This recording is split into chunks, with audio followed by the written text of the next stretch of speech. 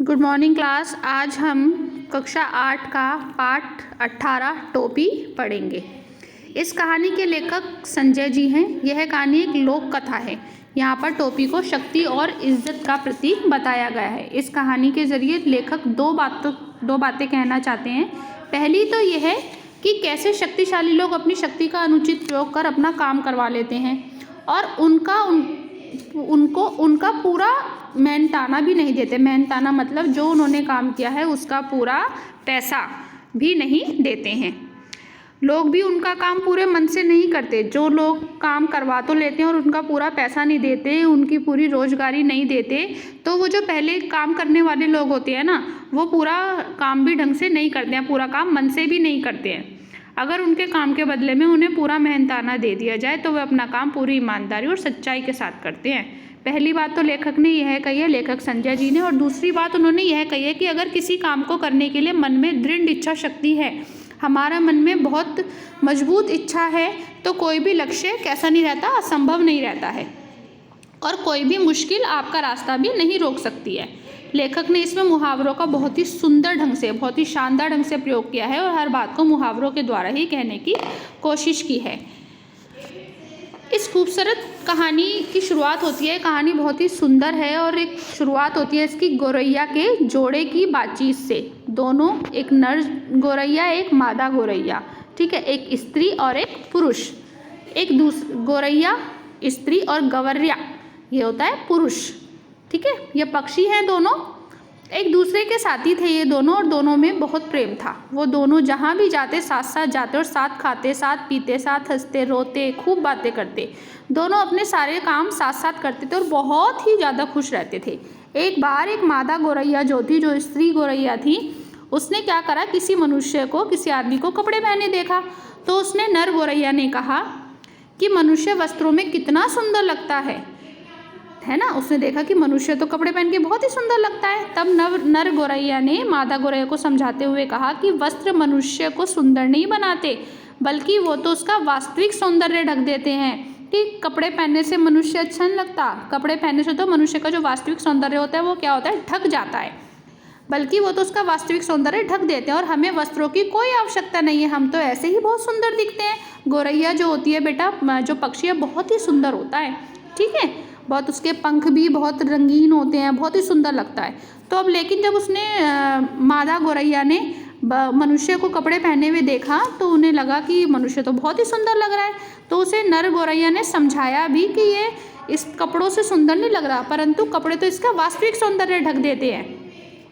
इस पर मादा गौरैया कहते हैं कि मनुष्य केवल अपने आप को सुंदर दिखाने के लिए कपड़े नहीं पहनता। स्त्री गौरैया जो थी, केवल अपने आप को सुंदर दिखाने के लिए कपड़े नहीं पहनता, बल्कि वो तो गर्मी, सर्दी, बरसात जैसे मौसमों से बचने के लिए और अपने आप को उनसे बचाने के लिए मनुष्य क्या करता है, कपड़े पहनता है। तब नर गौरैया ने मादा गौरैया को समझाते हुए कहा कि असली टोपी तो आदमियों का राजा पहनता है। भाई अब उसने उन्हें टोपी पहने हुए देखा है ना, जैसे यहाँ पर आया कि बचाने के लिए पहनता है। तो एक बार जो मनुष्य ने क्या पहन रखा था, वस्त्र पहन रखे थे, उसके साथ क्या पहन रखी थी, टोपी पहन रखी थी, ठीक है, वस्त्रों में क्या था, टोपी पहन रखी थी। तो तब नर गौरैया ने मादा गौरैया को समझाते हुए कहा कि असली टोपी तो आदमियों का राजा पहनता है और वैसे इस टोपी की इज्जत को बचाए रखने में कितने ही लोगों का दिवाला निकल जाता है। टोपी जैसे कहते हैं ना, सिर की पगड़ी उछाल दी, यानी कि मेरी इज्जत ही खराब कर दी। तो नर गौरैया जो होता है मादा गौरैया को समझाता है कि सबसे बड़ी बात तो यह है कि जो मनुष्यों का जो राजा होता है वो टोपी पहनता है और जो टोपी है उसकी इज्जत बचाने के लिए लोग पता नहीं क्या से क्या नहीं करते। मतलब टोपी का उछलना, टोपी का गिरना या टोपी का किसी के पैरों में पड़ना होता है इज्जत चली जाना, मतलब बेइज्जती हो जाना, किसी का सम्मान खो जाना, अपमान हो जाना, ठीक है। तो वो कहते हैं कि लोग अपनी इज्जत को बचाने के लिए, अपने सम्मान को बचाने के लिए पता नहीं क्या क्या करते हैं और मनुष्य अपनी इज्जत को बचाए रखने के लिए, अपनी स्वार्थ की पूर्ति के लिए न जाने कितने ही लोगों को बेवकूफ़ बनाता है, टोपी पहनाता है। टोपी पहनाना बहुत अधिक कहावत है। देखो, एक तो यहाँ पर है कि टोपी की इज्जत को बचाए रखने के लिए, मतलब अपने सम्मान को बनाए रखने के लिए तो मनुष्य क्या कर देता है, दूसरों का अपमान भी कर देता है, टोपी पहना देता है। टोपी पहनाना भी यहाँ पर मुहावरों का प्रयोग है, जैसे कि लेखक संजय जी ने बताया भी है कि इस कहानी में उन्होंने बहुत सारे मुहावरों का प्रयोग भी किया है। टोपी पहनाना, बेवकूफ़ बनाना, ठीक है। मगर मादा गौरैया को टोपी पहनने का शौक चढ़ गया। अब उसने सोचा कि मैं तो टोपी मनुष्य के जैसे ही पहनकर रहूंगी। उसने अपने लिए एक सुंदर सी टोपी बनाने की क्या करी, ठान ली, और इस दिशा में उसने प्रयास भी शुरू कर दिया। अगले दिन सुबह सुबह रोज की तरह नर गौरैया और मादा गौरैया दाना चुगने के लिए कूड़े के ढेर के पास गए। दाना चुगते चुगते उन्हें अचानक से मादा गौरैया को एक रुई का टुकड़ा मिल गया। अब रुई के टुकड़े को देखकर मादा गौरैया तो खुशी से फूल ही नहीं समा रही थी, और खुशी के कारण वो कूड़े के ढेर पर लेटने लगी। अब सबसे पहले जब उसे लगा कि अब तो मुझे रुई का एक फोहा मिल गया है, रुई का छोटा सा टुकड़ा मिल गया, अब तो मैं इस रुई के टुकड़े की क्या करवाऊंगी, टोपी बनवाऊंगी, और उस टोपी को मैं ज़रूर पहनूंगी। अब सबसे पहले गौरैया उस रुई को कहाँ ले गई, दुनिया के पास। दुनिया कौन होता है, जो रुई को धुनते हैं, रुई को साफ करते हैं। दुनिया के पास ले जाकर धुनवाने की कोशिश करते हैं, लेकिन दुनिया उसका काम मुफ्त में करने से मना कर देता है कि मैं तो तुम्हारा काम मुफ्त में नहीं करूँगा। लेकिन जब वह उसको उसकी मेहनत का पूरा हिसाब यानी उस रुई में से आधी रुई देने की बात करती है, तो दुनिया खुशी खुशी उसकी रुई धुन देता है। अब यहाँ पर आ गया ना कि इसमें दो बातों का वर्णन किया गया है कि पहली बात तो कि लोग को जब काम करने पर उन्हें पूरी सैलरी या पूरी तनख्वाह या मेहनताना नहीं मिलता तो लोग उस काम को मन से नहीं करते, परंतु अब और जो लोग पूरी मेहनताना देते हैं, पूरी रोजगार मिलने पर पूरा उन्हें उनके काम करने का पूरा हक मिलता है, पूरा पैसा मिलता है, तो लोग फिर उस काम को बहुत अच्छे से करते हैं। अब गौरैया ने भी ये करा कि तुम अगर मेरी रुई को धुन दोगे तो मैं तुम्हें उसकी रुई को मतलब तुम्हें उस रुई में से आधा तुम्हें भी दे दूंगी। तो दुनिया खुश हो जाता है और रुई को धुन देता है। फिर गौरैया उस धुनी हुई रुई का सूत कतवाने के लिए कोरी के पास लेते, जो सूत काटते हैं, जो उसका धागा बनाते हैं, उसको क्या बोलते हैं, कोरी, और उसे भी आधा सूत मेहनताने के रूप में दे देती है। वो क्या करती है, जब उस रुई के फाहे का सूत कट जाता है तो उसे भी वो सूत आधा दे देती है। इसके बाद गौरैया धागे से कपड़ा बनवाने के लिए बुनकर के पास जाती है कि अब धागा, पहले रुई उसने धुनवाई, फिर उसके बाद धुनवाने के बाद वो सूत काटने के लिए कोरी के पास ले गई। कोरी के पास ले जाने के लिए उसने क्या करा, अब मैं इसका कपड़ा बनवाऊंगी, जो धागा तो मुझे बनकर मिल गया है, अब इस धागे से मैं इसका कपड़ा बनवाऊंगी। तो वो बुनकर के पास ले जाती है और बुनकर को भी कपड़े का आधा हिस्सा मेहनताने के रूप में देकर धागे से कपड़ा बनवा लेती है। वो बुनकर से कहती है कि जो कपड़ा तुम्हें मिलेगा, जो इस धागों से जो कपड़ा बनेगा, बुनकर से कहती है, तो उस कपड़े का आधा हिस्सा मैं तुम्हारे मेहनताने के रूप में तुम्हें दे दूँगी, उस धागे से तुम्हारा कपड़ा बनवा दूँगी, ठीक है, आधा कपड़ा तुम भी ले लेना। अब उसके बाद गौरैया उस कपड़े से टोपी बनाने के लिए दर्जी के पास पहुँचती है। अब उसे क्या हुआ, रुई धुन गई, धुनने के बाद उसका सूत कट गया, सूत कटने के बाद उसका कपड़ा बन गया, धागा मिला, सूत कटने के बाद धागा बनता है रुई से ही, सबको पता है ना। चरखे से पहले रुई धुनी जाती है, फिर रुई को लगाया जाता है, तो चरखे पर रुई को हम लगाते हैं तो उससे धागा बन जाता है, और धागा बनने के बाद क्या होता है कि उससे फिर हम धागे से कपड़ा बुनते हैं, और कपड़ा बुनने के बाद फिर वो उसने क्या करा, टोपी बनवाई जाती है, ठीक है। कपड़े से ही तो टोपी बनेगी ना, तो देखो कितने सारे लोगों के पास ले गई थी, किस किस के पास लेकर गई, सबसे पहले दुनिया के पास, फिर कोरी के पास, फिर बुनकर के पास, और फिर दर्जी के पास। अब उसे भी उसकी मजदूरी के रूप में आधा कपड़ा वो उसको दे देती है, सबको वो उनका मेहनताना दे रही थी। दर्जी ने खुश होकर ना सिर्फ उसकी टोपी बनाई, साथ में उसके 5 ऊन के फूल भी लगा दिए। अब वो खुश हो गया बहुत कि ये मैं टोपी बनाने के लिए दर्जी के पास जा रही हूँ, और उसे भी वो मजदूरी के रूप में आधा कपड़ा दी, तो वो खुश हो गया। दर्जी ने खुश होकर ना उसकी टोपी बनाई, उसके 5 फूल भी लगा दिए। अब गौरैया की टोपी अब बहुत ही सुंदर लग रही थी। अब तो नर गौरैया को भी कहना पड़ा कि तुम टोपी पहनकर बिल्कुल रानी लग रही हो। उस टोपी को पहनने के बाद गौरैया के मन में राजा से मिलने की इच्छा हुई, और वह टोपी पहनकर राजा के महल में पहुंच गई। अब उसने जब गौरैया ने टोपी पहन ली तो गौरैया को भी बहुत सुंदर लग रही थी मादा गौरैया। उसने कहा तुम तो बहुत सुंदर रानी सी लग रही हो। तो उस टोपी को पहनने के बाद गौरैया के मन में राजा से मिलने की इच्छा, और वह टोपी पहनकर राजा के महल में पहुंच गई। उस समय राजा छत पर क्या करवा रहा था, मालिश करवा रहा था। गौरैया ने राजा का मजाक उड़ाना शुरू कर दिया, जिससे राजा को गुस्सा आ गया, क्रोध आ गया, और उसने अपने सैनिकों को गौरैया को मारने का आदेश दे दिया। सैनिकों ने गौरैया को मारा तो नहीं, मगर उसकी टोपी छीन ली। अब राजा ने जब उसकी सुंदर टोपी को देखा तो वह बहुत ही हैरान रह गया।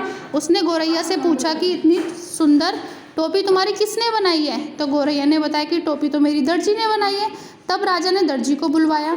दर्जी ने टोपी सुंदर बनाने का कारण पूछा। कारण बोला। दर्जी ने बताया कि टोपी इसलिए सुंदर बनी है क्योंकि कपड़ा बहुत अच्छा था, इसलिए मैंने इसकी सुंदर टोपी बनाई है।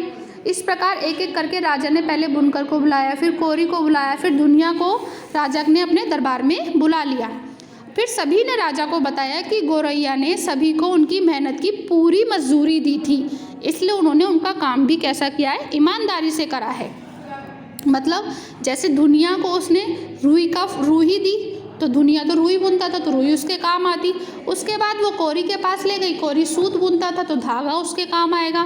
फिर जब वो सूत बुन गया तो वो किसके पास ले गई? बुनकर के पास ले गई धागे को, तो धागे किसके पास आता? बुनकर को काम आता है उसके, तो बुनकर के धागा काम आ गया तो उसने उसको भी आधा धागा दे दिया।